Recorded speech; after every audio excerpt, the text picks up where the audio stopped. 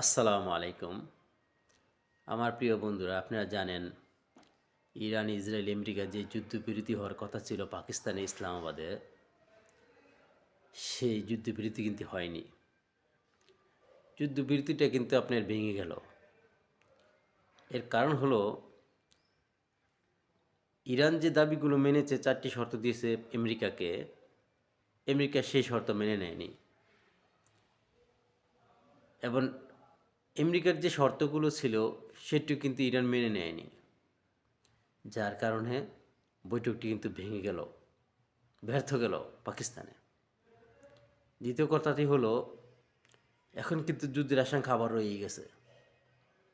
এখন আবার যে কোনো মুহূর্তে, যে কোনো সময় আমেরিকা ইসরায়েল কিন্তু আবার ইরানে হামলা করতে পারে।